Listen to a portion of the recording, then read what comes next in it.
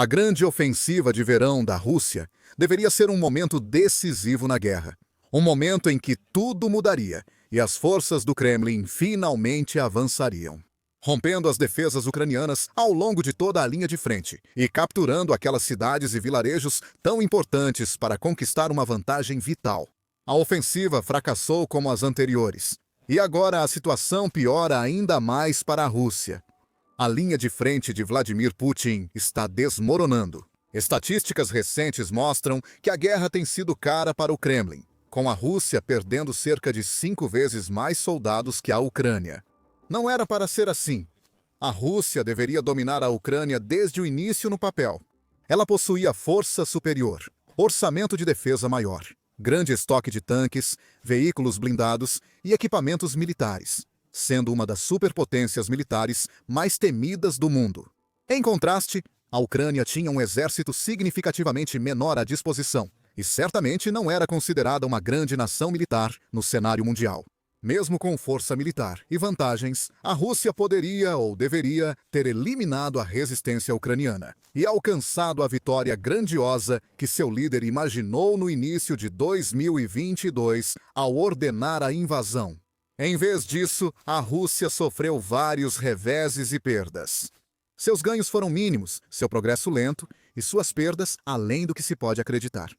Mesmo neste verão, quando o Kremlin reuniu grande força e lançou tudo contra a Ucrânia, proclamando que seria o avanço final rumo à vitória, fracassou novamente. À medida que nos aproximamos do final de outubro, a tão comentada ofensiva de verão está efetivamente encerrada. E os resultados são nada menos que desastrosos do ponto de vista do Kremlin. Apesar disso, algumas reportagens da mídia destacaram o fato de que a Rússia, pelo menos, conseguiu alguns avanços aqui e ali durante esse período. Outros apontaram que a Ucrânia está atualmente enfrentando uma escassez de pessoal, enquanto chamam a atenção para o fato de que a Rússia ainda está, de alguma forma, encontrando maneiras de recrutar dezenas de milhares de novos soldados a cada mês. Isso, à primeira vista, sugere que a ofensiva não foi um fracasso tão grande, afinal, e que a Rússia pode até estar em ascensão, a caminho de conquistas ainda mais valiosas até o final do ano. No entanto, quando começamos a olhar um pouco mais a fundo, os fatos e estatísticas que surgiram após a ofensiva de verão contam uma história bem diferente. E é uma história que o Kremlin definitivamente não vai gostar de ouvir. Repórteres da The Economist analisaram estatísticas, gráficos, tabelas e relatórios de baixas, chegando a uma conclusão muito clara e definitiva sobre a situação atual da Rússia e suas perspectivas futuras. A ofensiva de verão da Rússia está chegando ao fim. No Ocidente, destaca-se o avanço lento das tropas e a falta de soldados ucranianos. Isso está claro, mas é como olhar o telescópio ao contrário. Impressiona o pouco território que a Rússia conquistou em sua maior ofensiva e o alto custo em vidas e material bélico. A menos que algo dramático mude, Vladimir Putin não conseguirá vencer a guerra no campo de batalha. O fato de que ele continua tentando mesmo assim sugere que ele está sem ideias.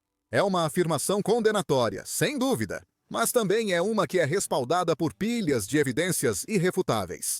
Porque, mesmo que seja impossível medir com total precisão exatamente quanto território cada lado controla, nós temos muitos dados para nos guiar na hora de fazer estimativas razoáveis. Há imagens de satélite abertas e mapas ao vivo do conflito, atualizados conforme ambos os lados anunciam conquistas e perdas. Com esses dados, repórteres da The Economist concluíram que a Rússia não conquistou muito território. Na verdade, se examinarmos os gráficos de controle territorial desde o início da guerra, a Rússia controla hoje menos território do que controlava em vários momentos de 2022. O Kremlin capturou mais de 25% do território ucraniano no início da guerra, à medida que suas forças avançavam, pegando a Ucrânia um pouco de surpresa e enviando tanques e outros veículos blindados pesados em grande quantidade para sobrepujar a oposição. No entanto, quando a Ucrânia começou a se firmar na guerra e lançou sua primeira grande contraofensiva, as linhas de batalha se estabilizaram. O controle total da Rússia caiu para cerca de 20% e tem se mantido estável desde então. Isso demonstra como a guerra está realmente em um estado de impasse. Repetidamente, as forças russas avançam um pouco e capturam alguns quilômetros de terras agrícolas. Ou uma vila abandonada, retomando campos sem valor e ruas esburacadas, com restos de casas e prédios destruídos dos dois lados. Logo depois, a Ucrânia costuma recuperar esses locais e repelir os russos. E o ciclo segue, com ambos apenas trocando os mesmos pedaços de terra. Segundo o relatório da The Economist, a Rússia não conquista grandes cidades importantes desde outubro de 2022. Fez o seu melhor, mobilizando mais de 10 mil soldados para tentar capturar Pokrovsk, última cidade de Donetsk, e lançando grandes ataques a outras cidades, vilarejos e pontos estratégicos. Mas tudo foi em vão. Os defensores da Ucrânia seguem firmes no controle dos locais mais importantes, como a famosa fortaleza. O cinturão de Donetsk reúne cidades como Sloviansk, Kramatorsk e Druskivka, formando uma base defensiva e conexões logísticas essenciais para as forças armadas ucranianas. Capturar sequer uma dessas cidades tem se mostrado um desafio impossível para os exércitos de Putin até agora. Apesar das vantagens aparentes sobre tanques, efetivo e outros equipamentos militares. Se eles não capturam nenhuma cidade em 3 anos, esperar que o Kremlin vença logo é claramente sem sentido. Segundo o relatório da The Economist, se a guerra e o avanço russo seguirem como no último mês, isso pode durar até 2030. Só para a Rússia tomar as 4 regiões citadas por Putin, ao iniciar a operação militar especial: Donetsk, Luhansk, Kherson e Zaporizhzhia. Além disso, se a Rússia quisesse ocupar toda a Ucrânia, como sugere Vladimir Putin ao afirmar publicamente que o país pertence à Rússia. Assim, seriam necessários cerca de 103 anos, segundo a melhor estimativa da revista The Economist. Talvez seja por isso que Putin foi recentemente ouvido conversando com o líder chinês Xi Jinping sobre transplantes de órgãos e imortalidade. Em determinado momento, ele afirmou: está previsto que neste século pode se tornar possível viver até os 150 anos. Putin tem 73 anos e mesmo com um elixir da juventude e vivendo até os 150, não veria a Rússia conquistar toda a Ucrânia. Em resumo, o sonho dele de conquista vai continuar sendo exatamente isso. Um sonho. A perspectiva de a Rússia tomar toda a Ucrânia é algo que ele nunca vai ver. E está se tornando até improvável que ele veja seu país capturar as 4 regiões originais por completo. Como o avanço da Rússia nessas áreas ainda é lento e muito caro. O que nos leva diretamente ao ponto mais chocante do relatório extraordinário do economista. Reunindo dados de várias fontes e mais de 200 estimativas confiáveis de baixas, os repórteres conseguiram avaliar com precisão quantas vidas russas foram perdidas e quantos soldados deixaram as linhas de frente feridos desde o início da guerra. O que eles descobriram foi simplesmente de cair o queixo. Nossas meta-estimativas sugerem que, desde o início da invasão em grande escala até janeiro deste ano, as baixas russas somaram entre 640 mil e 877 mil soldados, dos quais entre 137 mil e 228 mil morreram. Até 13 de outubro, esses números subiram quase 60%, totalizando de 984 mil a 1.438 mil baixas, incluindo 190 mil a 480 mil mortos. Então, mesmo no melhor cenário possível, se olharmos para o limite inferior da estimativa, a Rússia ainda perdeu cerca de 1 milhão de soldados, com quase 20 mil deles mortos. Isso condiz com outras fontes, incluindo o Ministério da Defesa britânico, que estimam que a Rússia superou 1 milhão de baixas no verão.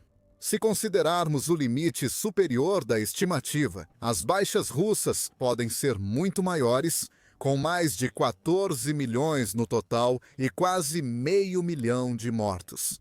Ainda assim, esta é a pior guerra para a Rússia desde a Segunda Guerra Mundial, com grande diferença.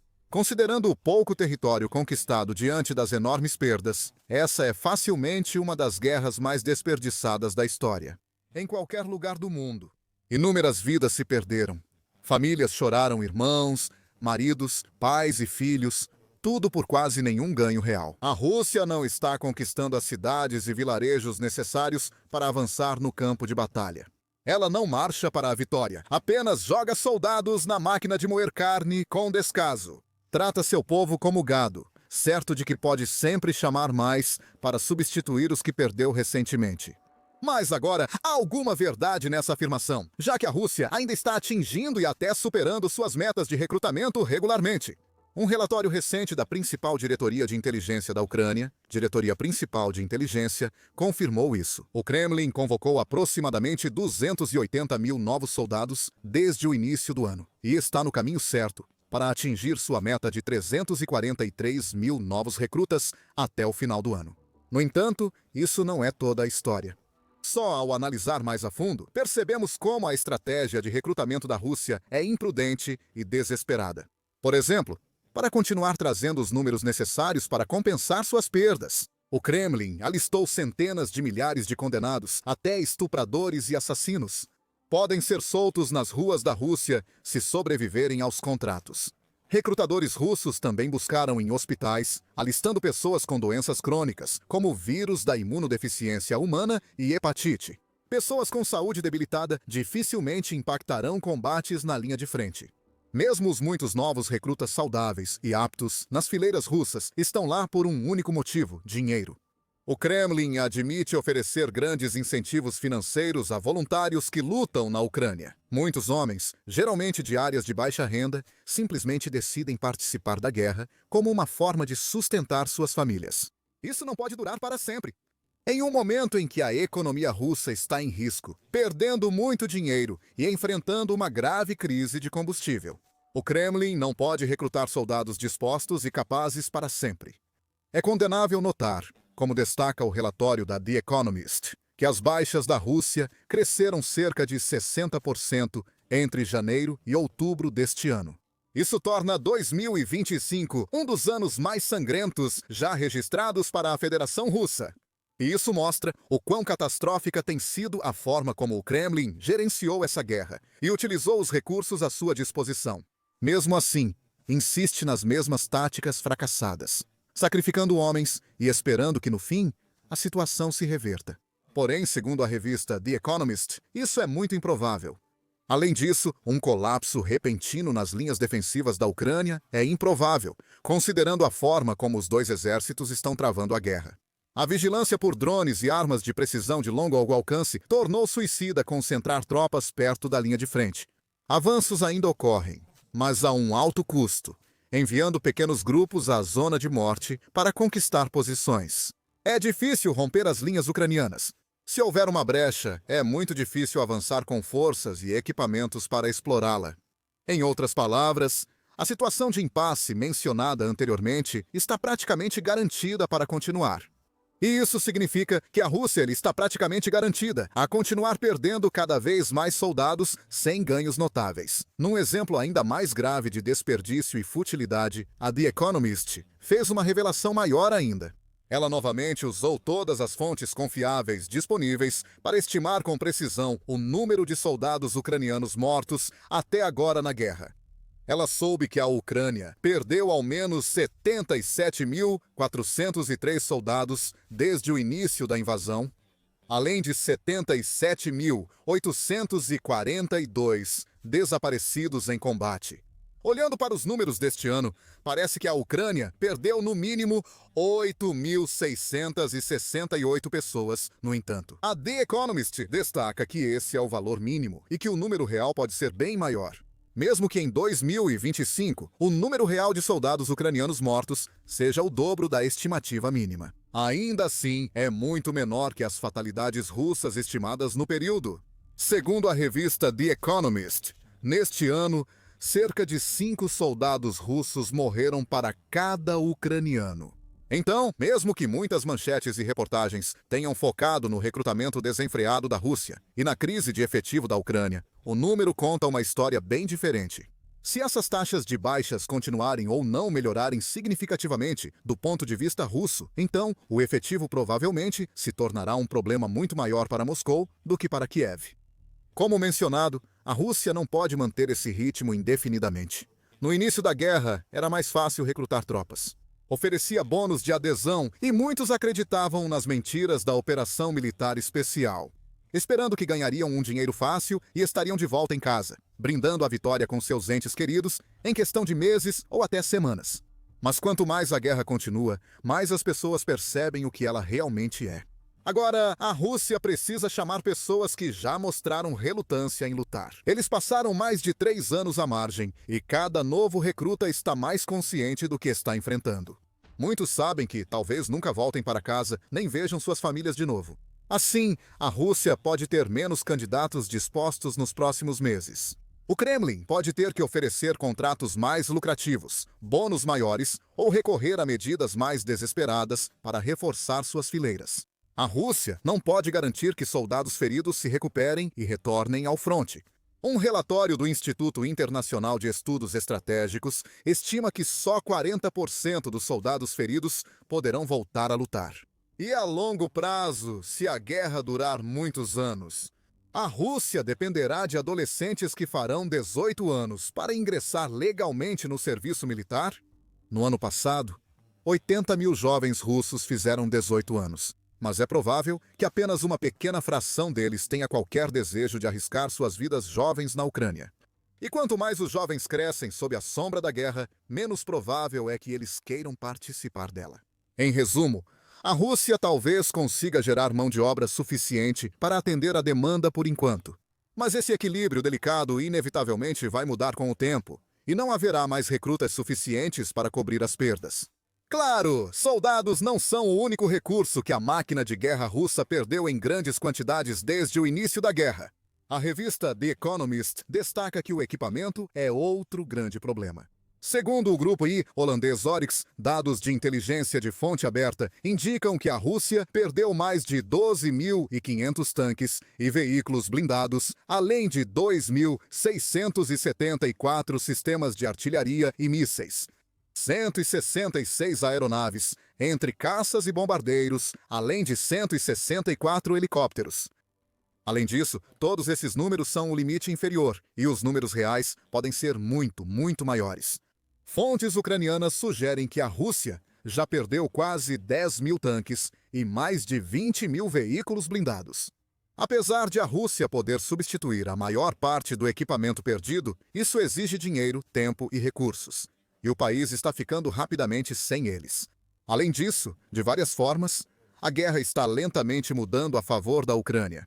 O relatório da The Economist destaca que, após uma pausa na ajuda dos Estados Unidos da América entre o fim de 2023 e início de 2024, a Ucrânia voltou a receber apoio recorde de aliados globais. Os Estados Unidos parecem mais comprometidos do que nunca em ajudar a Ucrânia, chegando até a anunciar novas parcerias de compartilhamento de inteligência e cogitar a possibilidade de entregas de mísseis Tomahawk de longo alcance. Enquanto outras nações em toda a Europa também estão fazendo sua parte para fornecer à Ucrânia os recursos e ferramentas de que precisa para obter uma vantagem tática. Várias regiões da Rússia mergulharam no caos devido à crise de combustíveis que se espalha rapidamente pelo país.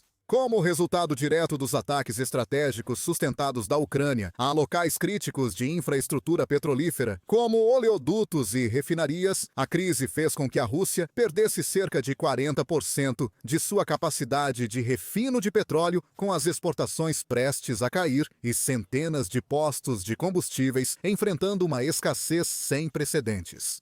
Isso, junto às outras perdas e à dependência de estratégias ineficazes, só enfraquece a economia russa e aumenta os problemas para Putin. Como conclui a revista The Economist, a economia russa pode desmoronar bem antes das linhas de defesa da Ucrânia. Descubra como a guerra está fugindo rapidamente do controle de Putin neste vídeo, observando como o líder russo está sem ideias e enfrentando crescente frustração, ressentimento e raiva do público e das elites russas. Veja este vídeo para entender como até aliados asiáticos de Putin, como China e Coreia do Norte, aproveitam a fraqueza do Kremlin para aumentar sua influência no extremo oriente russo. Não se esqueça de se inscrever no nosso canal também. Assim, você pode ser um dos primeiros a saber sobre as maiores notícias e acontecimentos das linhas de frente da Ucrânia e de outros lugares ao redor do mundo. E obrigado por assistir.